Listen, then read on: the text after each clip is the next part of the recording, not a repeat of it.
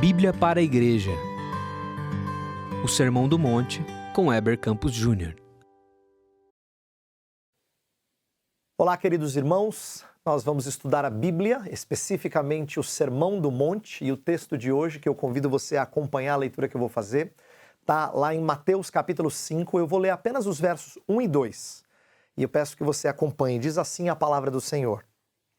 Vendo Jesus as multidões, subiu ao monte, e como se assentasse, aproximaram-se os seus discípulos, e ele passou a ensiná-los, dizendo. O sermão vai começar a partir desse trecho que eu li, mas esse início que prepara para o sermão em si, é importante eu te explicar, porque aqui nós estamos numa das passagens mais conhecidas de toda a Bíblia Sagrada. Ele é chamado de Sermão do Monte porque o evangelista Mateus reuniu trechos que Jesus possivelmente disse em contextos diferentes num só sermão, que está registrado lá nos capítulos 5, 6 e 7 de Mateus. Então, esses 3 capítulos são chamados de Sermão do Monte, que tem paralelos nos outros evangelhos, principalmente em Lucas, mas organizado de maneira diferente. Aqui, ele é organizado como uma só mensagem que vai retratar várias coisas preciosas, especificamente uma reinterpretação da lei. Então deixa eu te explicar uma coisa sobre o evangelista Mateus, importante para você entender à medida que você lê o evangelho de Mateus comigo. Esse evangelho foi dirigido aos judeus, principalmente. Por isso que ele está repleto de citações do Antigo Testamento. E ele não as explica porque ele parte do pressuposto que as pessoas conhecem. Se é dirigido aos judeus, uma das coisas mais importantes a fazer é explicar e interpretar adequadamente a lei de Moisés, que era uma das coisas que escribas e fariseus estavam distorcendo, como o Sermão do Monte vai explicar. Então, eu quero que você saiba que esse sermão vem num contexto muito específico da história que Mateus está contando. Se você já leu os evangelhos antes, você sabe que os evangelhos contam a mesma história, mas de ótica diferente.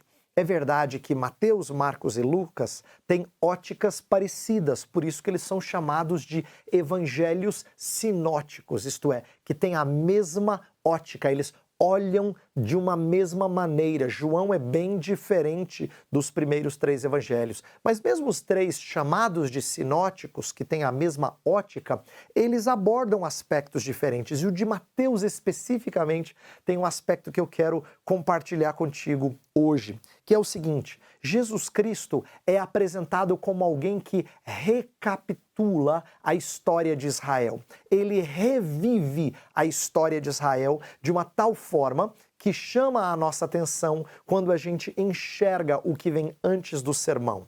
Eu explico. Se você olhar na sua Bíblia, no capítulo 1 de Mateus, você vai ver que lá tem uma genealogia que começa com o fato de Abraão ser o início dessa linhagem de Jesus. Então Jesus, em primeiro lugar, é um filho de Abraão, como Israel era.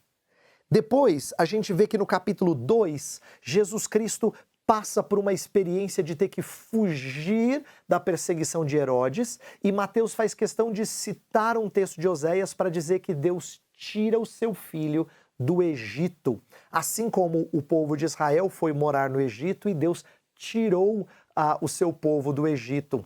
No capítulo 3, a gente vê que Jesus Cristo passa pelo batismo e Paulo explica para a gente que a passagem do povo pelo Mar Vermelho foi como se fosse o batismo. É quando o povo é retirado de entre os pagãos para ser um povo específico de Deus. A passagem pelo mar é quando o povo se torna finalmente povo distinto daqueles com quem eles moravam. E é nesse sentido que o batismo representa a passagem do povo pelo mar. No capítulo 4, a gente vê Jesus Cristo sendo tentado no deserto e não murmurando como o povo de Israel, mas saindo de toda a tentação perfeitamente fiel à lei de Deus. E aí no capítulo 5, o que acontece?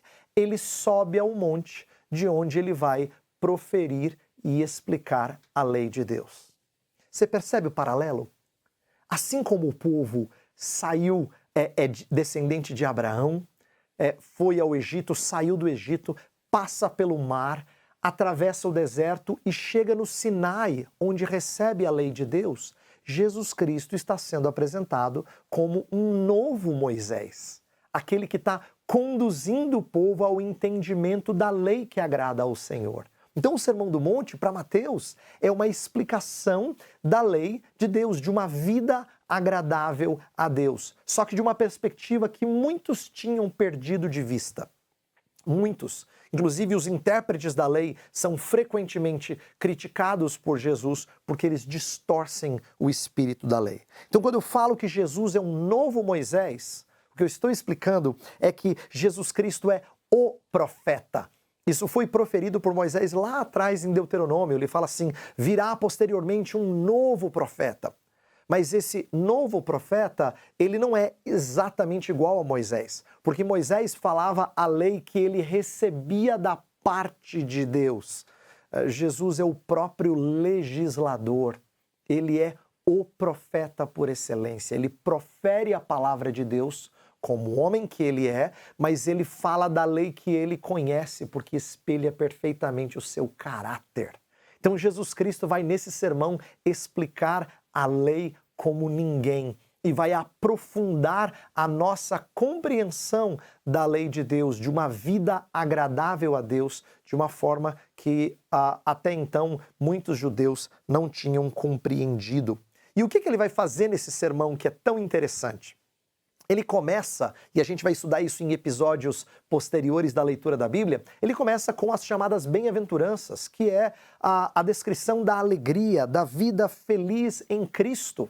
Estar em Cristo é estar satisfeito, é ser bendito, é ser abençoado, bem-aventurado. E ele começa então com a vida alegre, com a vida de perder tudo para ser achado em Cristo, como o próprio Paulo explicou aos Filipenses.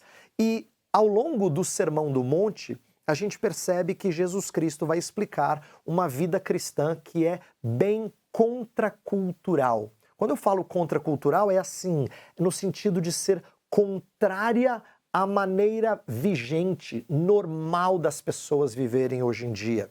Por exemplo, olha para as bem-aventuranças. Observe como elas são repletas de aparentes contradições, ou pelo menos a gente poderia dizer assim, são afirmações paradoxais. Pensa comigo, bem-aventurado é o pobre porque ele tem o reino. Como é que pobre vira rei? Bem-aventurado o que chora, e a gente vai ver que é um choro de tristeza, porque ele vai ser consolado, ele vai ser alegre. Como é que você pode ser alegre enquanto chora de tristeza?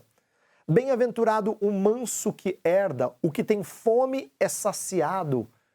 São algumas coisas bastante paradoxais. Como é que aquele que é justo é perseguido por causa de justiça? Você percebe? As bem-aventuranças são expressão da vida contracultural, mas tem mais no Sermão do Monte que é bem essa cara. Outro exemplo é a ideia de amar os inimigos e orar pelos que perseguem. Onde já se viu amar os inimigos e orar pelos perseguidores? Mas Jesus está propondo um estilo de vida contracultural. E a gente vai ver isso ao longo do estudo do Sermão do Monte. Eu quero então chamar você a refletir sobre a necessidade de aprender com Cristo, como viver como Ele, e que isso necessariamente implica numa vida contracultural. Que Deus te dê a graça de ter a coragem de viver na contramão, por amor a Cristo e para a glória de Deus Pai.